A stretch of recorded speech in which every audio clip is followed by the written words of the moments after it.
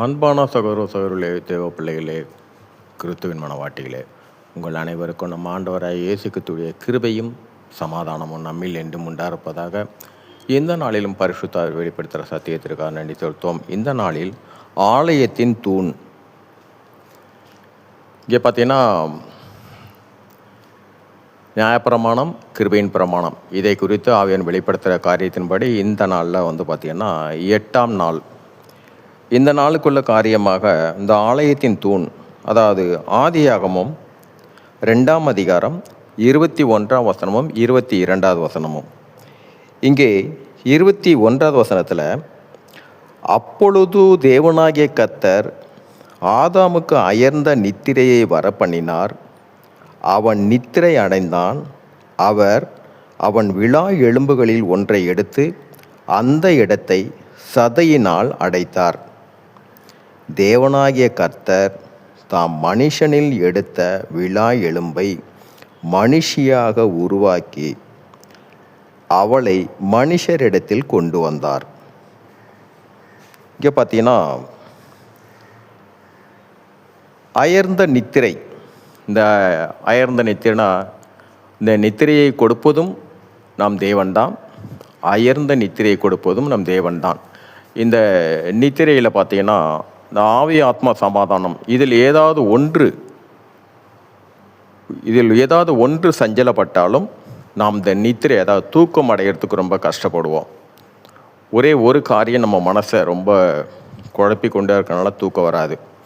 இதை மூன்றையும் ஒரு சமாதானத்தில் கொண்டு வந்து அங்கே நித்திரையை கொடுப்பதே நம் தேவன்தான். இங்கே அயர்ந்த நித்திரை என்பது பார்த்திங்கன்னா, இப்போ நல்லா நம்ம ஒரு தூக்கத்தில் இருப்போம், ஆனால் வெளியிலேருந்து ஒரு சத்தம் வரும் திடீர்னு. அதை யாராவது வெளியிலேருந்து என்னை காப்பாற்றுங்கன்னு சத்தம். இந்த தூக்கத்திலிருந்து சரியாக அந்த சத்தத்தை மட்டும் நாம் உணர்வோம். இது எப்படி நாம் உணர்ந்தோம்? இன்னாருடைய சத்தம்னு தெரியாது, ஆனால் அந்த காப்பாற்றுங்கன்னு சொல்கிற அந்த சத்தத்தை மட்டும் நம்ம உணர்வோம். அந்த தூக்கத்திலிருந்து அப்படியே எழுந்து போயிட்டு நம்ம என்ன ஏதுன்னு வெளியே வந்து பார்ப்போம். இந்த அயர்ந்த நித்திரை, இப்படி ஒரு அயர்ந்த ஒரு நித்திரையை அவனுக்கு கொடுத்து அவனுடைய விழா எலும்புகளிலிருந்து ஒன்றை எடுக்கிறார். இங்கே விழா எலும்புகள்னு பார்த்தீங்கன்னா இது எதை குறிக்குது என்றால், முதலாவது நம்முடைய இருதயம் பிதா குமாரன் பரிசுத்த ஆவிகள் வாசம் செய்கிற ஒரு ஸ்தலமாகத்தான், அவர்கள் வாசம் செய்கிற ஸ்தலமாகத்தான் இந்த இருதயம். இதில் தான் ஆவி ஆத்மா சரீரத்தில் எல்லாவற்றிலும் நம்மளை பரிசுத்தமாக இருக்கணும்னு சொல்கிறது. அப்போது இதை சுற்றி இந்த ஆலயமாக எது என்றால் நாம தான்.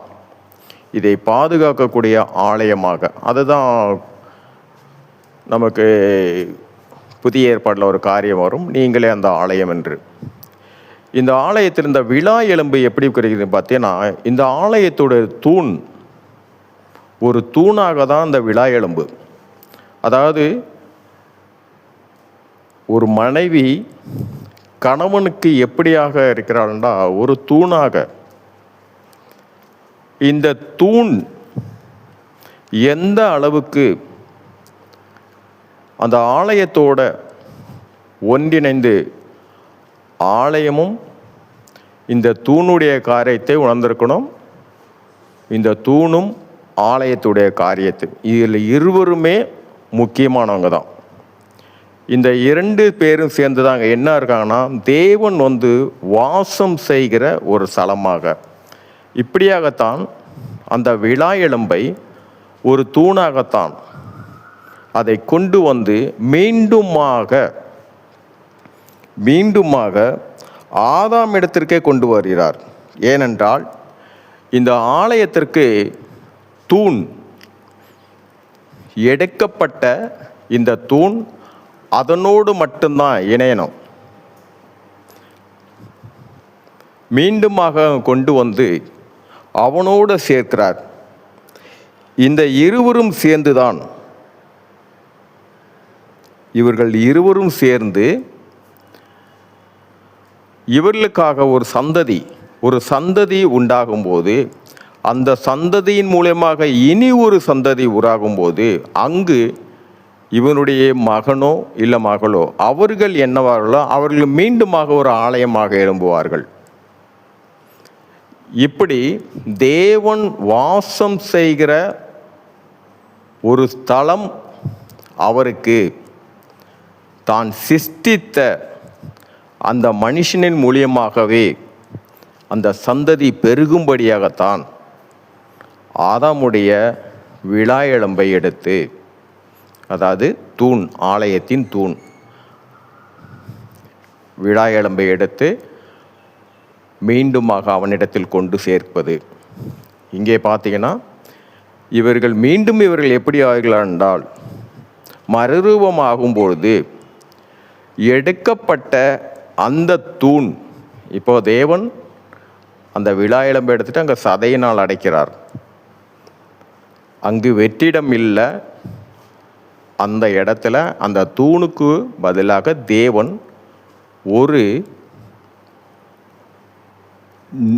அடைப்பு, முழுமையாக தாங்கக்கூடிய ஒரு இடத்தை ஏற்படுத்துகிறார்.